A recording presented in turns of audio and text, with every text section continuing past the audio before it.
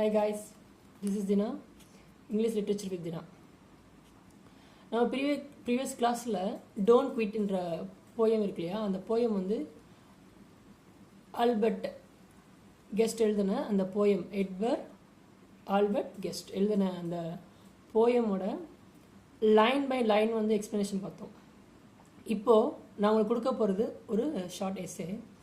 இந்த எஸ்ஸே வந்து நீங்கள் படிச்சிங்க அப்படின்னா கண்டிப்பாக ஈஸியாக உங்களுக்கு வந்து you can easily understand.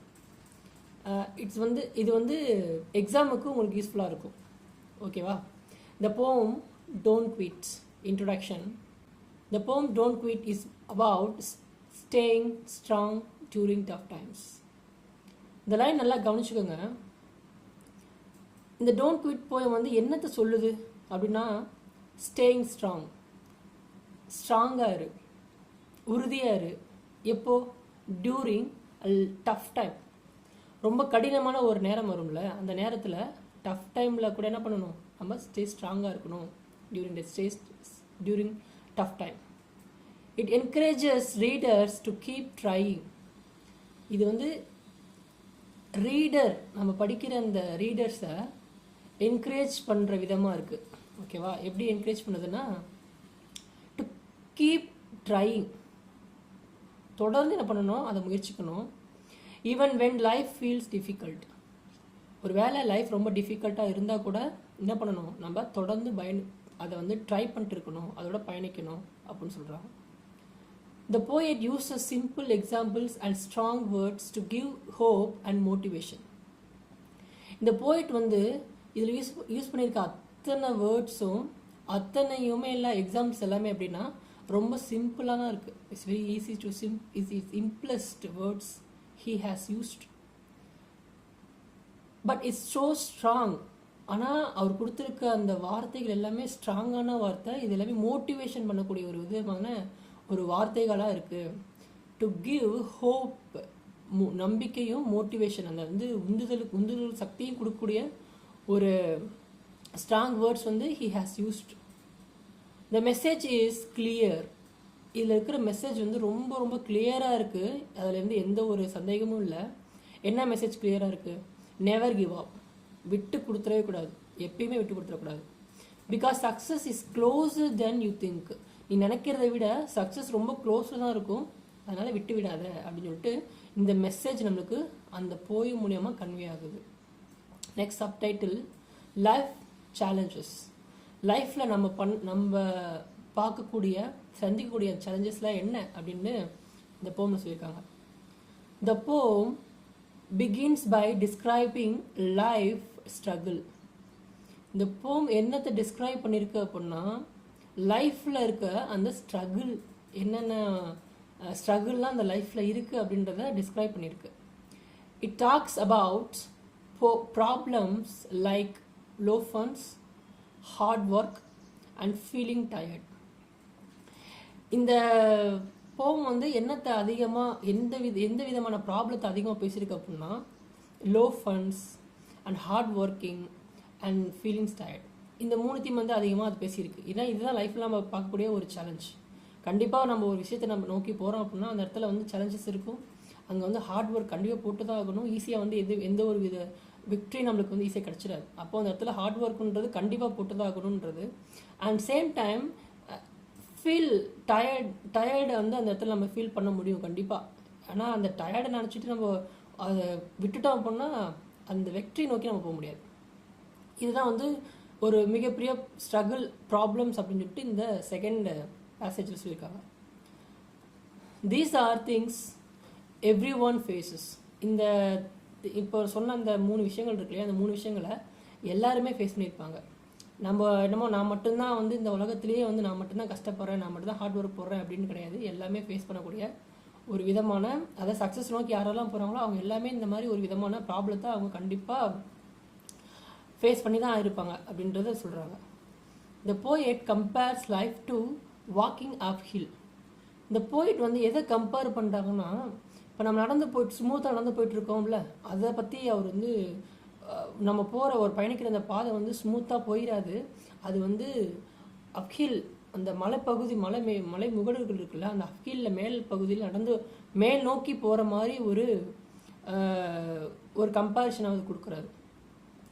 Where each steps feels heavy. நம்ம எப்போ ஒரு மலை ஏறும் போதும் என்றைக்குமே இறங்கும் போது ஈஸியாக இறங்கிற மாதிரி ஒரு ஃபீல் ஆகும். ஆனால் மலை ஏறும் போது ஒவ்வொரு ஸ்டெப்புமே நம்ம பாதமே நமக்கு ரொம்ப நம்ம உடம்பே எப்படின்னா நம்ம பாடி ரொம்ப ஹெவியாக இருக்க மாதிரி இருக்கும். நம்ம பாதை எடுத்து வைக்கிறது கூட ஒவ்வொரு ஸ்டெப்ஸுமே கஷ்டமாக இருக்கும்ல, அதை தான் இங்கே மென்ஷன் பண்ணியிருக்காங்க. அது கம்பேர் பண்ணி சொல்லியிருக்காங்க. இந்த எப்படி நம்ம மலை ஏறும் போது நம்மளுக்கு பாதங்கள் நம்ம அந்த ஒவ்வொரு ஸ்டெப்ஸுமே ஹெவியாக இருக்குமோ, சேம் நம்ம அதே மாதிரி இந்த வெற்றி நோக்கி போகும்போதும் ஒவ்வொரு அடியுமே ரொம்ப கஷ்டமாக இருக்கும் அப்படின்னு சொல்கிறாங்க. But the advice is to take a break if needed, not to quit.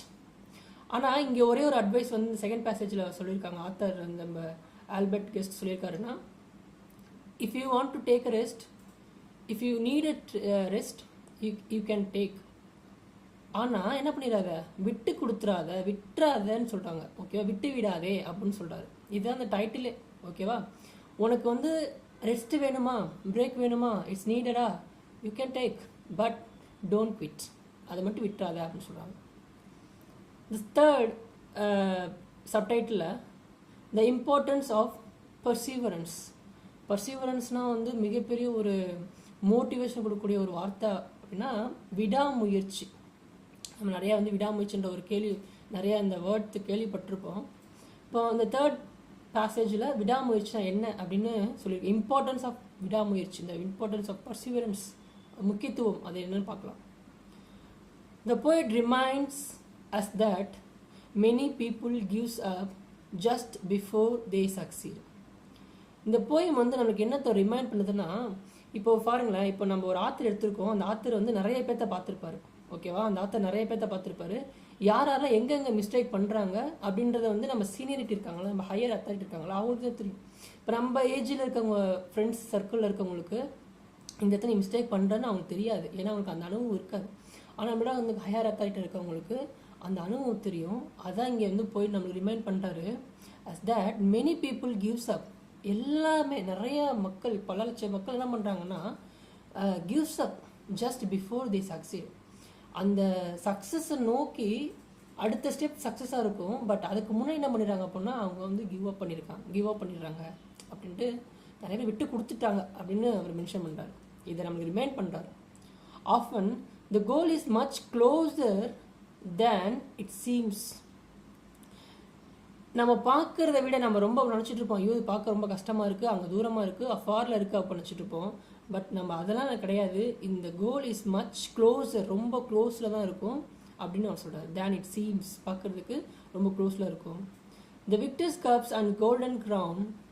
நம்ம அந்த லைனில் பார்த்துருப்போம், போயம் லைனில் victor cup and golden crown அந்த சொல்லுவாங்களே, அந்த விக்ட்ரி கப் சொல்லுவாங்களா, அந்த நம்ம இப்போ ஏதாச்சும் ஒரு T20 மேட்ச்லாம் ஜெயிச்சிட்டாங்க அப்படின்னா நம்மளுக்கு ஒரு கப் கொடுப்பாங்க.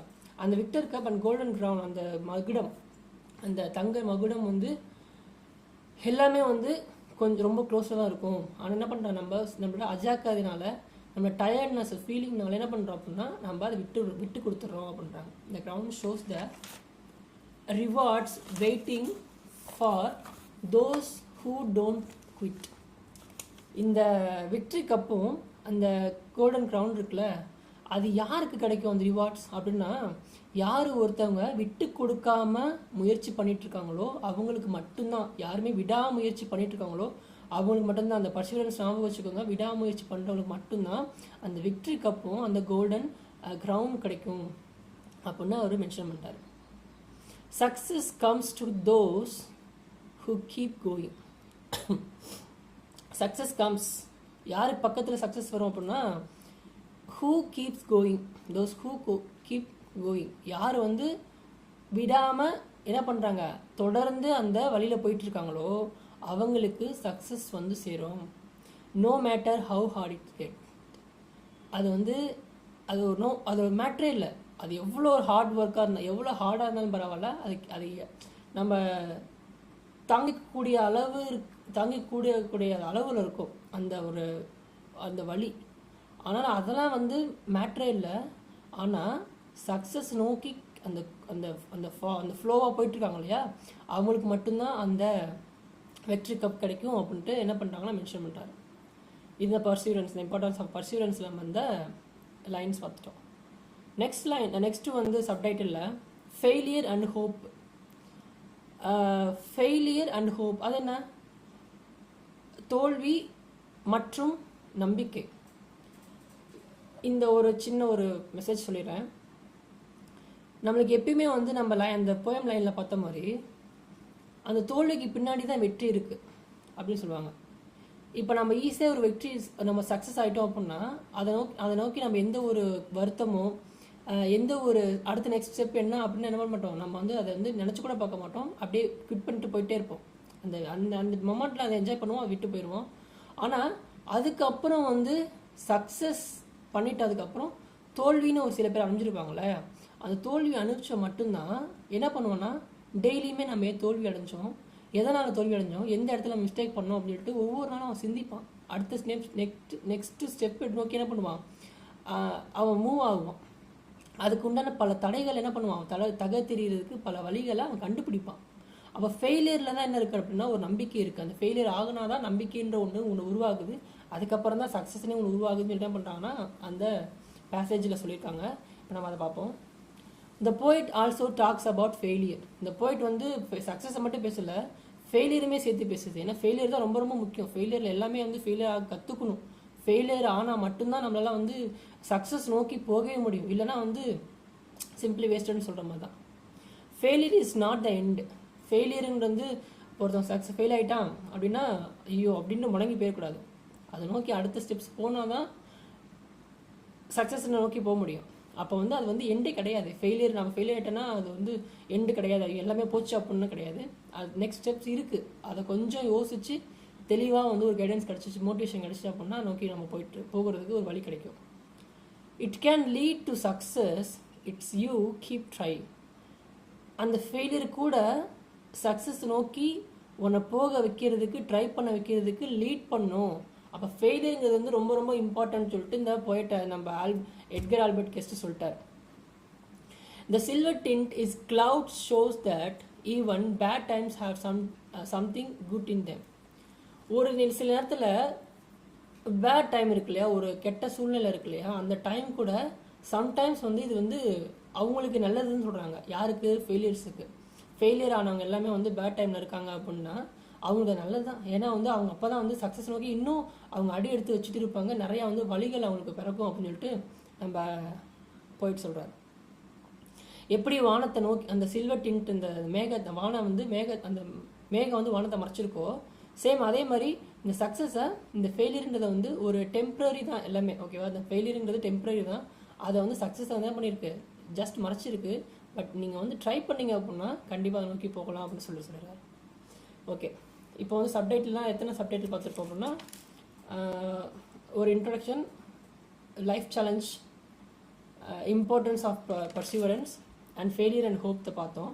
இது எல்லாமே சப்டைட்டில் 3 சப்டைட்டில் இடையில கொடுத்துருந்தோம் அப்படின்னா மேலே இன்ட்ரடக்ஷன் கன்க்ளூஷன் கீழே இருக்கும். கன்க்ளூஷனில் பார்த்தீங்கன்னா த poem don't quit is about hope and strength. ரொம்ப ரொம்ப ரொம்ப ரொம்ப சிம்பிளான ஒரு போயம். இந்த போயம் டோன்ட் குவிட்ன்றது விட்டு விடாதே அப்படின்றது, வெளியேறாதே அப்படின்ற ஒரு போயத்தோட meaning is about hope and strength. நம்பிக்கையும் அந்த ஒரு உறுதியும் கொடுக்குறதா என்னது அப்படின்னா அந்த போயத்தோட ஒரு மிகப்பெரிய ஒரு மெசேஜாக இருக்குது. It teaches to stay determined and not give up. டிட்டர்மைண்டாக இருக்கணும் அண்ட் வந்து கிவ் அப் பண்ணிடக்கூடாது. ஓகேயா? உறுதியாக இருக்கணும், கிவ் அப் பண்ணிடக்கூடாது அப்படின்னு சொல்கிறாங்க. The last lines of the poems highlight the main message. இந்த லாஸ்ட் லைன் நம்ம வந்து இந்த ஸ்டான்ஸாக நீங்கள் வந்து முன்னாடி இந்த ப்ரீவியஸ் வீடியோ பார்த்துருந்தா உங்களுக்கு தெரிஞ்சிருக்கும். அந்த லாஸ்ட் 2 லைன் மட்டும் நான் சொல்லியிருப்பேன் இம்பார்ட். இது வந்து ரொம்ப ஸ்ட்ராங்கான ஒரு மெசேஜ் கொடுத்துருக்கக்கூடிய அந்த 2 லைன் வந்து இந்த கப்லெட் சொல்லியிருந்தால அது ரொம்பவே வந்து ஸ்ட்ராங்கான மெசேஜ் கொடுத்துருக்குன்னு சொல்லியிருந்தேன். என்ன ஸ்ட்ராங்கான மெசேஜ் கொடுத்துருக்கு அப்படின்னு பார்த்தா, tough times often comes right before success. இந்த டஃப் டைம் இருக்கு இல்லையா, அந்த டஃப் டைம் வந்து எப்போ வருமா அப்படின்னா இந்த சக்ஸஸுக்கு முன்னாடி வந்து என்ன வருமா, அந்த டஃப் டைம்னு ஒன்று வருமா.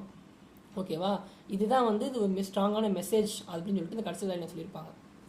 They reminds us that facing challenges. அது என்னத்தை ரிமைண்ட் பண்ணுதா, அந்த ஃபெயிலியர் என்னத்தை ரிமைண்ட் பண்ணுதுன்னா ஃபேஸிங் சேலஞ்சஸ். நீங்கள் வந்து கண்டிப்பாக வந்து சேலஞ்சை வந்து ஃபேஸ் பண்ணி தான் ஆகணும் அப்படின்னு என்ன பண்ணுதான் ரிமைண்ட் பண்ணுதான். வித் கரேஜ், எதோட கரேஜோட, நம்பிக்கையோட, உறுதியோட என்ன பண்ணுமா இஸ் இம்பார்ட்டண்ட். அந்த கரேஜோட, நம்பிக்கையோட, உறுதியோட நம்ம வந்து அதை ஃபேஸ் பண்ணுறது ரொம்ப ரொம்ப இம்பார்ட்டன்ட்னு சொல்கிறாங்க. In the end the poems gives hope. இந்த எண்டில் the poems gives hope, strength and will keep going. இந்த எண்டில் வந்து போம் வந்து என்னத்தை ஒரு நம்பிக்கை கொடுக்குது அப்படின்னா ஸ்ட்ரென்த், ஒரு பலத்தை கொடுக்குது. And the will keep going, and வந்து வில் கீப் மூவ் ஆன் அப்படின்னு சொல்லுவாங்கள்ல, கீப் கோயிங், போயிட்டே இருக்கணும், சக்ஸஸ் நோக்கி போயிட்டே இருக்கணும் அப்படின்னு சொல்கிறாங்க. ஈவன் ஃபெயிலியர் வந்தால் கூட அந்த ஃபெயிலியருக்கு சக்ஸஸ்க்கு முன்னாடி ஃபெயிலியர் வந்து கண்டிப்பாக வரும், அது டஃப் டைமாக இருக்கும் அப்படின்னு சொல்லிட்டு மெசேஜ் சொல்லியிருக்காங்க. ஓகே காய்ஸ், இதோட வந்து இந்த எஸ்ஏ முடிஞ்சிருச்சு. ரொம்ப ரொம்ப ஷார்ட்டான ஒரு எஸ்ஏ தான். உங்களுக்கு வந்து எக்ஸாம் டைமில் ரொம்ப ரொம்ப ஈஸியாக புரிஞ்சிருக்கும். நீங்கள் ஜஸ்ட் வந்து ஒன்றுமே இல்லை, இந்த வீடியோ வந்து ஜஸ்ட் பாருங்கள், பார்த்துட்டு அதில் நான் சொல்லி எக்ஸ்ப்ளனேஷன் பார்த்துட்டு ஜஸ்ட், ஏன்னா வந்து யூஜி நீங்கள் அண்டர் கிராஜுவேஷன் படிக்கிறீங்கனாலே வந்து கண்டிப்பாக உங்களுக்கு வந்து எல்லா நாலேஜுமே இருக்கும். நீங்கள் 12th ஸ்டூடெண்ட்டாக வந்து எஸ்எஸ்சி கிளாஸ் ஸ்டூடெண்ட்டாக கிடையாது. நீங்கள் வந்து என்னென்னா ஒரு ஹையர் பொசிஷனுக்கு வந்துட்டீங்க, ஃபஸ்ட் லெவலுக்கு வந்துட்டீங்க.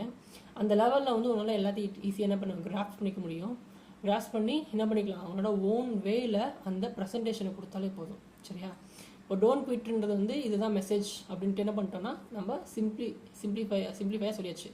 ஓகேவா? இதை வந்து நல்லா தெளிவாக 2-3 வாட்டி கேட்டாலும் ஓகே தான். ஏன்னா ரொம்ப நான் ஈஸியாக தான் சொல்லியிருக்கேன், நீங்கள் கேட்டாலும் ஓகே தான். அதை கேட்டுட்டு ஈஸியாக என்ன பண்ணிக்கோங்க, நீங்கள் எக்ஸாம் அட்டன் பண்ணுங்கள். ப்ரெசன்டேஷன் ரொம்ப ரொம்ப முக்கியங்கன்னா, ப்ரெசன்டேஷன் வந்து நீ நீட்டாக கொடுத்துட்ட அப்படின்னா கண்டிப்பாக உனக்கு வந்து ஹை மார்க் என்ன பண்ண முடியும், ஸ்கோர் பண்ண முடியும். Okay, thank you. நெக்ஸ்ட் நம்ம செஷனில் பார்க்கலாம்.